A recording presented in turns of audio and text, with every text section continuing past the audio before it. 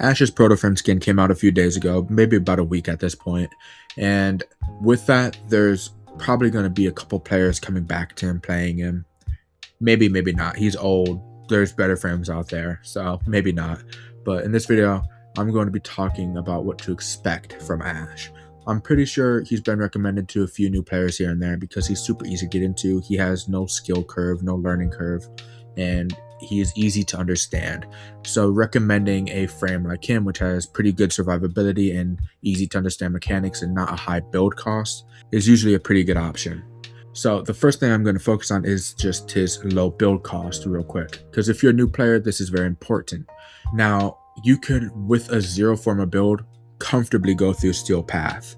You could comfortably go into pretty much any mission and come out just fine.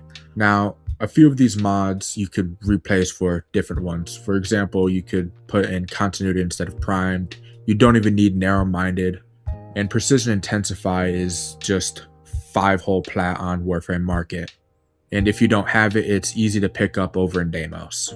But all you need for him is high duration, high efficiency, and a little bit of strength. Now, you need strength simply for Blade Storm. So if you want to be using Blade Storm, which is his damage dealing ability, you're going to want Precision Intensify because it gives you a lot of ability strength for your 4th ability.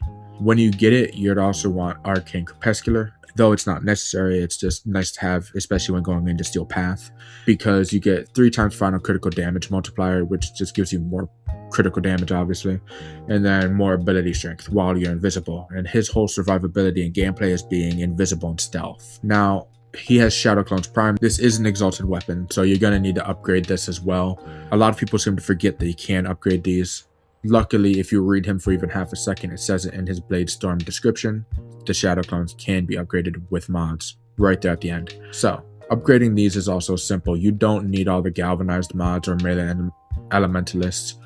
Though, obviously, once you get into Steel Path, you're going to start wanting these bigger mods. But all you really need to build it up for is finisher damage, critical chance, critical damage, a little bit of statuses, and then just pressure point, or prime pressure point if you want it, or sacrificial pressure, whatever one you want to use. You don't exactly need condition overload unless you're going to go heavy in the status types, because it is conditional. But as you can see, mine is also a zero Forma. There's no Forma in my Ash at all. And with him, you can comfortably go into any Steel Path mission and come out just fine.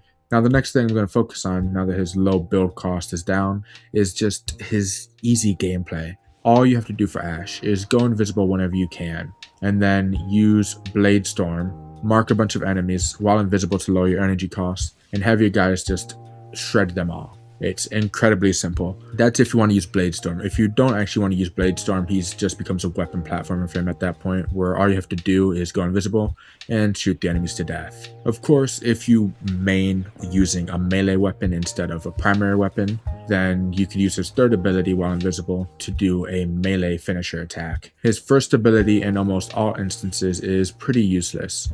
Though you can do some pretty good damage with it, it's not going to be anywhere as much as using your weapons or using your 4th ability. So it's usually better to just subsume this, because while it does do slash damage, it doesn't do enough to warrant using it too much. Now, with that being said, that's pretty much just about it.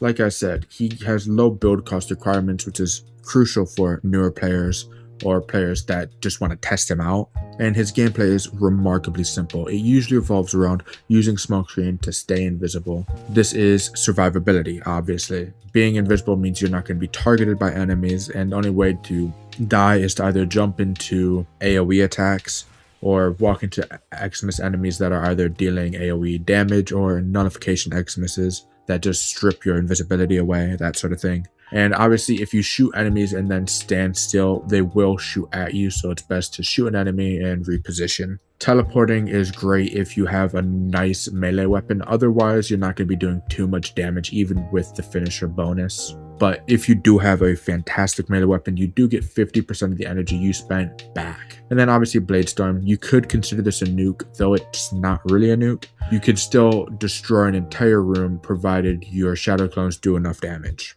And then naturally the Shuriken, you're just launching a spinning blade, and it does some damage, which is nice and all, but it's easily the most subsumed ability on him because it's just not good enough. And then finally, his passive, slash status effects inflicted on enemies do 25% increased damage and last 50% longer. This is beautiful because this doesn't just apply to his abilities, this applies to your weapons.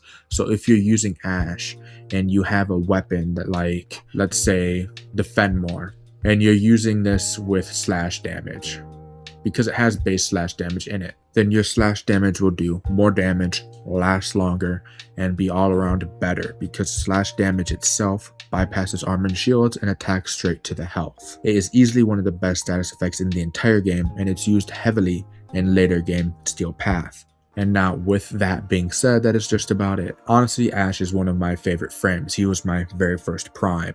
I have a very soft spot for Ashe, so I do hope that he gets a little bit of love later on, gets a few updates, bit of stronger abilities maybe, because though he is good, other frames just outshine him. Though I do think he is a very good beginner frame, a very nice frame to learn the ropes of the game with. So let me know what you think about Ashe, whether you love him, whether you hate him, whether you're interested in trying him out, or I've already tried him and decided whether he's for you or not. I'd love to hear about it. So with that being said, until next time.